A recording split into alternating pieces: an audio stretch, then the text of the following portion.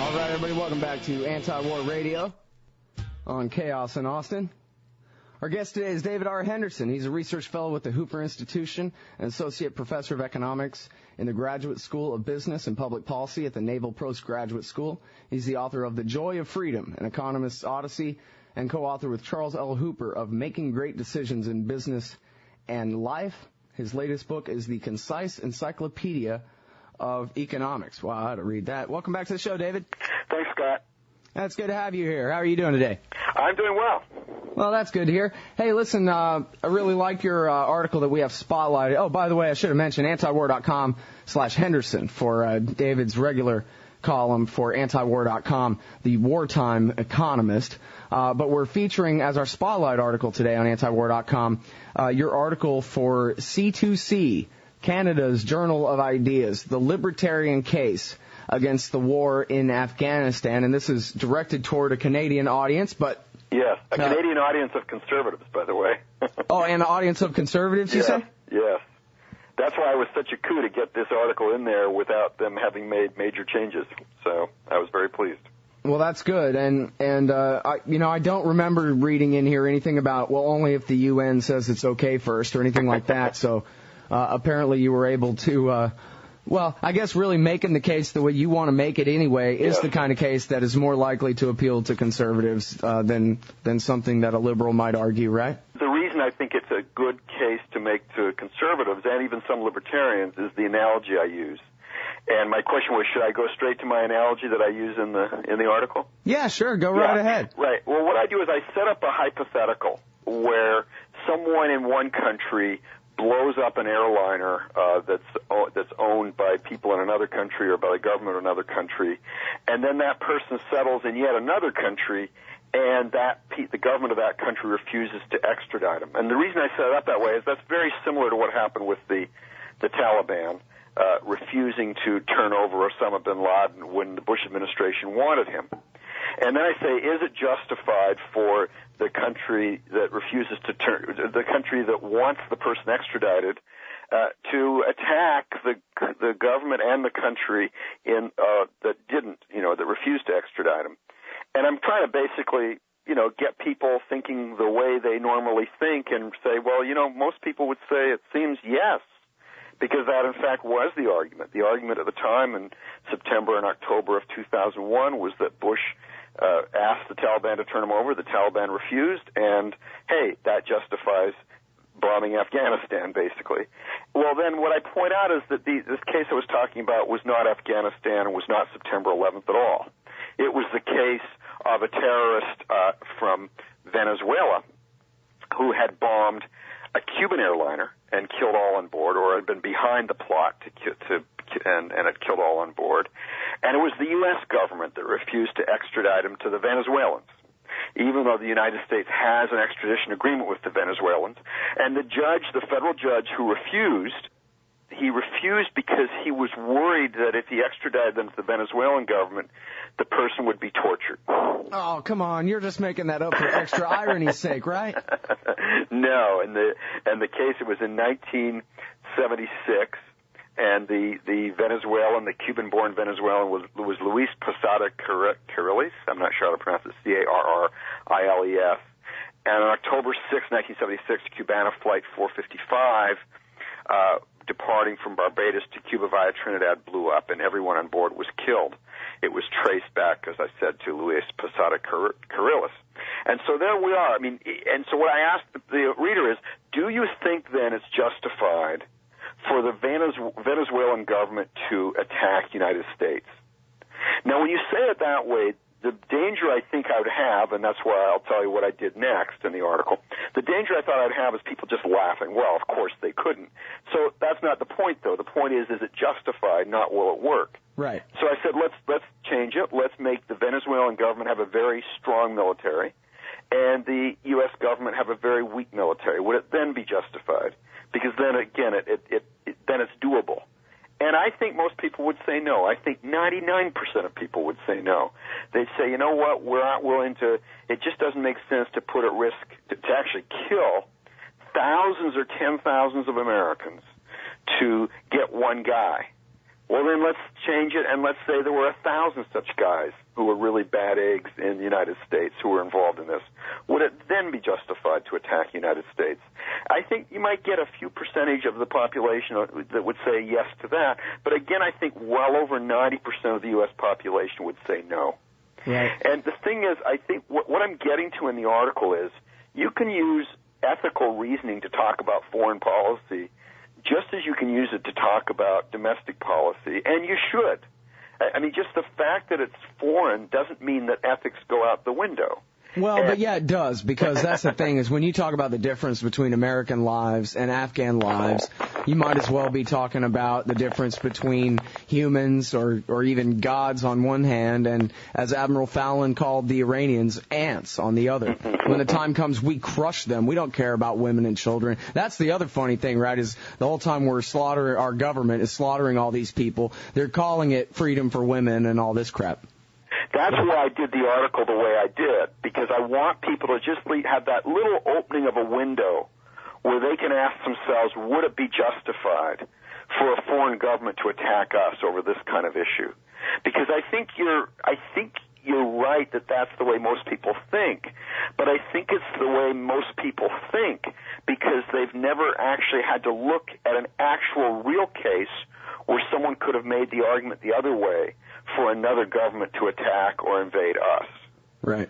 And by the way, this is a side point, but it's, I think, relevant that the Taliban officially offered to turn over bin Laden if America would make a case or if we would allow him to be extradited to another Muslim country, which could have included Saudi Arabia, Egypt, Jordan, or any of our puppet dictatorships, and or turn him over to the UN. All they wanted to see was some proof first, which, from what little I understand of Afghan culture, that's really going the extra mile because the way it at least used to be there, I don't know about after all these years of war, but the way it used to be there was, I'll give you my son before I give you my guest in my house. Was the way their culture works. Here they were willing to turn him over if our government would only prove their case, but they didn't feel like they needed to do that. They wanted an excuse to invade and occupy that country anyway, apparently. Well, I don't even think they asked for proof. And by the way, when I researched this article, I had trouble finding much on this, but I don't think they asked for proof. I think they asked for evidence. And there's a difference. In other words, the idea is there's some minimum level of evidence a government would typically require in order to extradite someone, and if it hits that minimum, then they'll extradite, and then proof comes up at the actual trial. And so I think what they were asking for was quite reasonable. Now, having said that, I'm not positive that they weren't playing a game, but what would have been lost by waiting a few weeks, presenting the evidence, and seeing if they're playing a game? It seems that would be a really good idea if the alternative is a war, which, by the way, we're still in 7 years later, and, oh, by the way, we don't have Osama bin Laden. Right, and by the way, we're losing this war, and people who know about Afghanistan are saying, we're at least running the risk. I guess Gates and Obama want to put 5 more divisions in there, so maybe not immediately, but at least at this point, we're nearing kind of running the risk of facing a Saigon helicopters on the roof of the embassy kind of moment there. Our guys are losing that war badly. Yeah. I mean, the Eric Margulies was on the show talking about how the land route through the Khyber Pass and all that is basically closed off. The Russians now have given us a land route through Russia and through the north into Afghanistan because our trucks can't even get through the Khyber Pass anymore. And then back to my case, notice that what I said was that the Taliban wanted some kind of evidence in order to extradite him. Well, again, back to this Cuban airliner example, and the Venezuelan, the evidence was given to the U.S. government, and so they actually did play by the rules, and the U.S. government still would not extradite this guy. Now, do you know about this guy's connections to the CIA and whether this was one of their operations from the get-go or what? When I researched the article, I found those claims being made, and they seem to be somewhat backed up that there was some connection to the CIA. I didn't get to it for 2 reasons. A, and the most important reason, it didn't matter. In other words, nothing in my case mattered. If you introduce that only strengthens my case, but it isn't crucial to my case at all. Right. And the second is, as soon as you say CIA behind it, and remember when you're writing for a conservative audience, you get a whole bunch of minds that you just opened a little, closing completely. Right? Because the CIA never does anything like, kill people or anything like that. Right, and the only people who claim the CIA does bad things are people who wear tinfoil hats, all that stuff.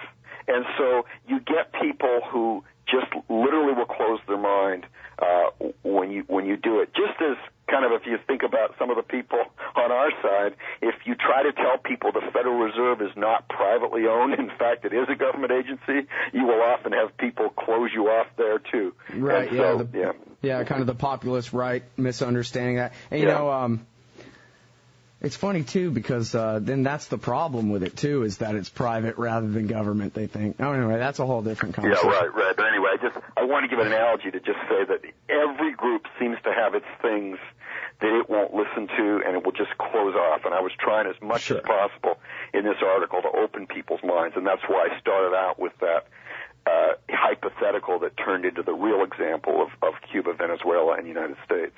Mm-hmm. Well, and something that really happened here was that they kind of conflated the Taliban and Al-Qaeda together and pretended that they were one and the same thing. So we've been fighting the war. It's funny, depending on which news sources you read, a lot of times they'll kind of say the war is against the Taliban types, which simply means the Pashtuns. There's a civil war between the Uzbeks and Tajiks on one side and the Pashtuns on the other, and America's fighting a civil war against the Pashtuns. I mean, that's all that means. The Taliban is the only organized political force among the Pashtuns that they have. I mean, so a war against the Taliban types means a war against the whole population there. Yeah, and by the way, this often happens with government programs, and war, after all, is a government program. It often happens with government programs at the domestic level where people start out and they say, we want to achieve goal A. Oh, to get there we have to achieve goal B, and that might not even be true, but they say that, and then they start focusing on B, and then they forget all about A. So here, A was capture Osama bin Laden. Bush had a little clarity on that the first few days. Remember his wanted dead or alive, Osama bin Laden. And then within a month, it had morphed into displace the Taliban. And it's still kind of keep the Taliban out of power, 7 years later. Yep. And it's not working, really. Yeah. Just like all government programs, Pretty much all, yeah. It's hard to find one that does. Well, you talk about public choice theory. Yes. And how that applies to war. What exactly is public choice theory? Public choice theory, which was kind of created by two main people, James Buchanan and George Tullock, both economists at George Mason University. And Buchanan won the Nobel Prize in Economics for it in 1986. What they basically do is they say, can we understand the behavior in the political system by using the same tools of economics that we use to understand the behavior of consumers or firms or workers? And the basic answer is yes, there's a lot we've been able to understand that way. And so in other words, instead of assuming that, say, government officials and politicians are out just to do good and they have this wonderful just concern for all of us people, what if we don't assume that about GM? We assume they want to make money, and the way they can figure out to make money is by producing cars they want, although they've had a little trouble with that. So how about politicians? Maybe they want power. They want to kind of run things. They want to do things for their own wealth in the narrow sense and for their own power.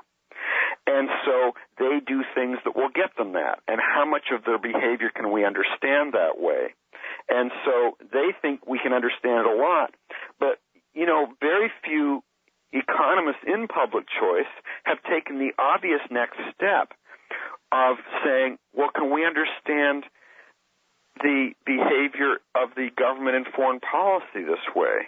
And it seems like an obvious low-hanging fruit kind of area to apply public choice. And, why would the 700 or 600 or $700 billion budget of the so-called Defense Department be off limits for using those tools? And yet it pretty much has been. So I point out that that we can use those tools. And the particular thing I point out that applies here is the issue of what the public choice economists call rational ignorance. Rational ignorance refers to people being ignorant because it's rational to be so. So, for example, very few people in America know that the government has a sugar import program, a sugar import quota program, that keeps sugar from coming into this country and raises the price of sugar to roughly double the world price. That's why Lifesavers, by the way, left Michigan for Canada a couple of years ago. That's why you have corn syrup in your Coke rather than sucrose as we used to. That's why your kid has diabetes. That's a part of it. Although I still put a lot of responsibility on parents. So the thing is, think through that rational ignorance thing in this context. Well, we're even more ignorant because at least when the government does all these other things, it's stuff we can see around us if we care to look into it. But how do we get information about what the government is doing in other countries? Our press isn't doing a good job of presenting it. The TV media are essentially a joke. So what's left? If you haven't been reading antiwar.com for the last number of years, you don't have much of a clue about what's going on. And what that means, just again applying public choice theory, governments can get away with even more in other countries because people don't have the information here. And another reason governments can get away with even more in these other countries is that those other people don't vote. I mean, let's face it, the main losers from any given American foreign policy are foreigners because a lot of them lose their lives. And so if they don't get to vote, and I'm, by the way, not advocating that they should, but if they don't get to vote, again, that's a constituency the U.S. government has to pay very little attention to and concern about. Right. Well, and we can see with the last presidential election how much interest the rest of the world has in who's elected president. I don't know if I saw it this time. I certainly saw in 2004 people around the world saying, hey, why don't we get to vote? This guy's the emperor of Earth, and we don't get a vote? It's not fair. And they had a point. You know? No, they do. If somehow we could just have them vote on our foreign policy.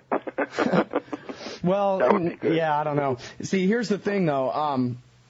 Well, there's a few things there. First of all, this public choice theory, basically, it comes down to the premise. Really, you're challenging the very basic assumption that all American government operates on, which is that once somebody gets a job working for the state, they're no longer an individual, but a public-spirited angel who only cares about the greater society, is no longer an individual, has no more personal interests, has no reason to do anything except that they know that it's what's best for the larger public policy or whatever. And you're saying, no, they're all individuals. They all want power and influence. They all will do what it wants. When you talk about rational ignorance, it reminds me of all the businesses hoping to cash in, many of which did cash in on the war in Iraq, who certainly didn't want to hear a word of dissent. It wasn't their war, but they were sure happy to glom right onto it.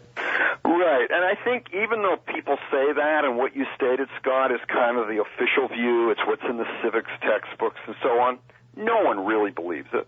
I mean, look at the recent decision that President-elect Obama and Michelle Obama made about their kids' education. Right. They're going to send them to a very expensive private school because they know that whatever else he said on the campaign trail, government schooling sucks, and especially sucks in D.C., and so, they know there aren't all these public-spirited teachers at those schools that are going to be looking out for their kids.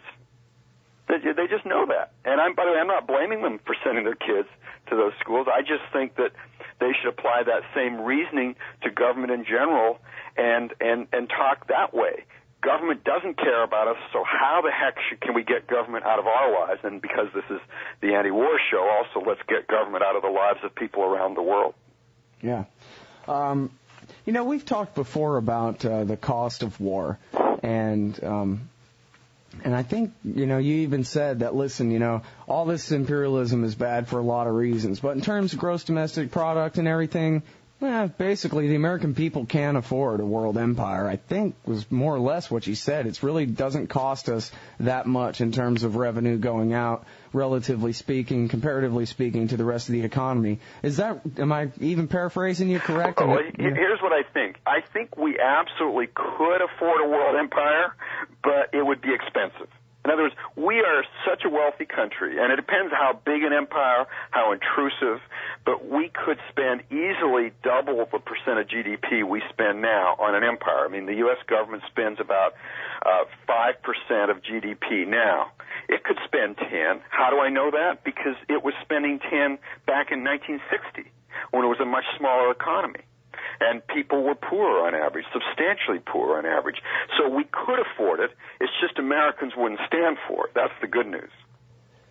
Right, and again, for the audience, to be clear, we're talking economics here, not morality in that sense. Right, so. Because that's what you asked me. I mean, right. I think you know my moral views. I think it's outrageous. I think it's just horrible to be planning to run things in other people's countries, and it's not just running them the way. When you start thinking about it, it means knocking off political leaders, murdering political leaders whom you don't like, maybe preventing people from voting, just checking people, having checkpoints when they're going from point A to B in their country and shooting them if they don't cooperate. I mean, that's really what we're talking about. Right. I just wanted to make sure, for people tuning in, like, wait, are they just talking about utilitarianism? And I just have this tendency, Scott. I think it's a good tendency, but tell me if you don't, which is to answer the question that was asked. Right. Yeah. Well, you got to be careful. I don't want you to become too much like a politician and cover all your bases if you don't have to. But and obviously you don't have to on this show. You're right for antiwar.com. We know where you come from here. Right. But when you talk about we could afford it, but it would be expensive, and we wouldn't want to. And it wouldn't work, by the way. I'm sorry? There wouldn't be anything we'd get out of it that we would like. There definitely wouldn't be anything that we'd get out, that the other rest of the world would get out of it that they would like, except maybe a few favored politicians and so on in those countries. But there'd be very little we'd get out of it that we would like. We would have more casualties of Americans coming home. We would spend more money. We wouldn't see all these great effects everywhere in the world. We would just see a lot of Iraqs and Afghanistans. I mean, that's what the world would look like if the United States stepped up its efforts. Well, what would the world look like if George Bush didn't have the ability to borrow money from, say, China, Korea, Japan to pay for his war in the Middle East, didn't have the ability to inflate the currency in order to pay for the war? Because it seems like what he did was he cut taxes for 8 years in a row, or kept taxes low and all that kind of, well, relatively speaking to previous eras, and yet did all this spending at the very same time. It's now what they call the hidden taxation of inflation, where you buy now, pay later. That's how they get away with it. Well, no, inflation was not that big a deal. Inflation was very low, but the borrowing part is the part to look at, and it's the part you mentioned. In other words, so if we had a balanced budget, I mean a real balanced budget with some kind of enforcement of that, and I'll talk in a minute if you want me to about how I think we'll get there. But if we had that, then I think it would be hard to do this stuff. Then you'd have to make real trade-offs. Then you'd have to say, okay, we want an extra $50 billion for spending on this war. Are we willing to cut Social Security by $50 billion? Are we willing to cut Social Security by 20 and Medicare by 20 and other things by 10? Those would be the kinds of trade-offs government would have to make, and I do think that would be preferable. The government gets very little revenue from inflation. It has to do with something called seniorage, to use the economic term, and because our banking system is so effective at having lots of money out there based on a small amount of reserves, and the government is making money only on the reserves, the government could probably get less than 2% of its spending from having a very high inflation rate. Well, there's this article today in, was it Bloomberg? Let's see, I have it here. They're talking on Lou Rockwell's blog about 7.4 teradollars is what they're calling them. And this is this Bloomberg article. Updated apparently. U.S. pledges top 7.7 trillion. They've updated this since earlier this morning. Right. U.S. pledges top $7.7 trillion to ease frozen credit. I mean, that's inflationary, isn't it? No, I don't. I mean, not particularly. Again, they're probably going to borrow, and I mean, you know, you're hitting me with a story I don't know about. I don't know what they're doing with it. I don't know how they're raising it. But let me just put it this way: I am not worried. I think the inflation rate could well go up. It's been about 2 to 3% a year for the last number of years. I could imagine it going to 5. I could imagine it going to 6. I would be willing to bet you at very big odds that it wouldn't go to 10%. In other words, we wouldn't have a period like what is now called the Great Inflation of the 70s, where we had 7, 8, 9, 10% inflation a lot of those years. We won't have that again. Why is that? For the reason I mentioned, government is too smart about it. And they're smart in the sense they realize they can't get much revenue out of inflation because the way they get revenue from inflation is what's called seigniorage. It's from the actual money they print or create, and the actual money they print or create is a very small part of the money supply now. Oh, because most of it is just created by the banks themselves. That's right. Yeah. That's right. You know, I heard a thing on NPR News where they were talking about the housing bubble and whatever for an hour, and it was a really interesting thing. And one of the things they said there was that they doubled the amount of currency in the world through bank credit expansion and so forth from, I guess, right around the turn of the century or the beginning of Bush's term or something, from roughly $35 trillion in liquid money floating around to $70 trillion. I mean, I'd want to see the definition of the money supply. None of the definitions of the money supply I've seen have anywhere near that amount of money in them. But what I will say is the amount of currency was the thing that went up substantially during Greenspan's era of 19 years, and most of it went to other countries and is circulating or held in those other countries as a kind of a reserve. So the domestic currency in our country rose by less than 1% a year for those 19 years of Greenspan's time. And I guess, so the people who are worried about hyperinflation are basically worried that everybody's going to want to abandon those dollars in their vaults and send them all back here. Yeah, I guess that'd be one of the worries, but even that wouldn't get you hyper. Like, hyperinflation is defined as 50% inflation a month, and you know, we're not close to that, and we're not close to 50% a year. And as I said, I don't think we're close to 10% a year. Yeah. And I was giving a talk up in Portland this weekend, and someone said, you know, well, things are going to get bad, and you know, you got to figure out where you're going to get your food. And I said, I know where I'm going to get my food. I'm going to go to the supermarket. So you're really not worried about a real, you know, complete collapse and a breakdown in the division of labor at all? No, I'm really not. And the thing is, here's the problem, Scott, is that to the extent people talk about that and then it doesn't happen, they lose credibility. They also let the government get away with all the things we should worry about. I mean, government has been in this massive power grab. I mean, the Bush administration, my talk was titled the Paulson bailout, Bush's road to serfdom. You know, so we've got all these major steps to reduce our freedom, and we should be talking about those and not always going to these extreme cases that are so incredibly unlikely, and then not paying attention to what they're doing. I mean, if we could persuade Obama, you know, to get out of Iraq, to cut Guantanamo Bay, maybe have his tax increase, we'd be doing a lot. Right. Well, and even, you know, regardless of the long-term effect on the economy, if they can, you know, if the amount is actually negligible or whatever in terms of overall effect, it's still wrong to steal trillions of dollars from hardworking Americans to give it to people who are already billionaires, isn't it? Like, morally wrong to do that? Yes, but where'd you get the trillions? I just missed the link here. Well, I keep reading, last week, there was a CNBC article said that they were talking, their math says our government is giving away in various various forms of bailout, $4.3 trillion. Now Bloomberg today is talking in the $7 trillion of dollars. Yeah, again, as I say, I haven't read it. I'm skeptical of those numbers, but that's all I can say. I mean, I'm not willing to comment on it without having read it carefully. Yeah.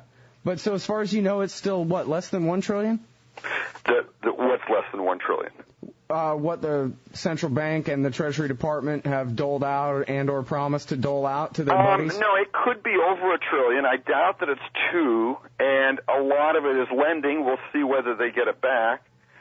So it's very hard. I mean, that's the problem with central planning. The central planners do all these things, and it's very hard to know what they're doing. It's very hard to know what it'll be at the end of the day. And Paulson has shown himself to be just this incredibly foolish, powerful man. Yeah, well, it's interesting like that. They say power corrupts, but it also seems like power makes you stupid, too. I think there's something to that. I think that is a big part of the corruption. I mean, I think that, we think of corruption as being you get paid off. But I think the bigger part is that you get to have what Friedrich Hayek, a Nobel Prize-winning economist, called the fatal conceit. You think you're smart when you're stupid. I mean, I know I'm stupid. I know that if they made me the head of this bailout, I'd mess it up. And it's not because I'm stupider than other people. It's because everyone's stupid at that. And that's the great thing about the free market. People risk their own money. They will make mistakes, but then they pay for them. Right. I mean, really, that's the whole kind of understanding of libertarianism, right? Is that people are smart enough and free enough. I mean, not that any of us are any better to take their place, but people can be trusted to run their own lives, but they can't be trusted to run everybody else's life. And so you have to have that natural check and balance where people who go too far end up having to pay the cost and not be able to make everybody else pay their costs. Right. There was an economist who used to teach at Golden Gate University in San Francisco named Joe Furek, who died suddenly a few years ago. And I was looking at my notes some time ago about from a talk he gave, and he had this great. He teaches a couple little principles his first day of every class, and one of them is markets make you smart, government makes you stupid. And what he means by that is when you're actually putting your own money on the line, you get much more informed than government does when it's putting your money on the line. Sure. And that ought to be obvious to anybody, right? Yeah, and as I said, it is obvious. It's just people aren't willing to admit it and work through all the implications. So again, back to the Obama Sidwell school thing. They know that they're going to get a crappy education for their daughters at the D.C. government schools, and so they send their daughter to the private school. They know that, okay? And it's just that they want to. Well, that's a whole other story, but the point is they know that, and they aren't following that kind of consistently in all their policies. Mm-hmm. Well, so, I guess if I can try to argue and be devil's advocate, I would say, come on, David Henderson, you might think that you're not quite smart enough to run this bailout in exactly the right way, but you have to admit that Citigroup is just too big to fail. It's the biggest private bank in the whole world. We can't let them fail. They made bad loans. We got to save them. Yeah, and I don't think I think we could let them fail. And in fact, we should, and I'm not positive they'd fail, but if they would, we should let them.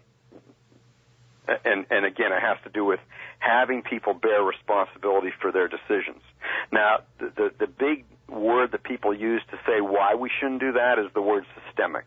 There are these systemic risks that's going to have all these ripple effects and so on. Right. But I don't believe in having the Federal Reserve. I think it should be eliminated. But given that we have it, we know what's the worry from a bank collapse? The worry is that people convert their deposits into currency because we have a fractional reserve banking system that reduces the money supply, and we get something like what happened in the late 20s, early 30s when the banks collapsed. We know how to prevent that. It's called the Federal Reserve being the lender of last resort. That's what the Federal Reserve was set up to do, and it screwed it up big time in the late 20s and early 30s.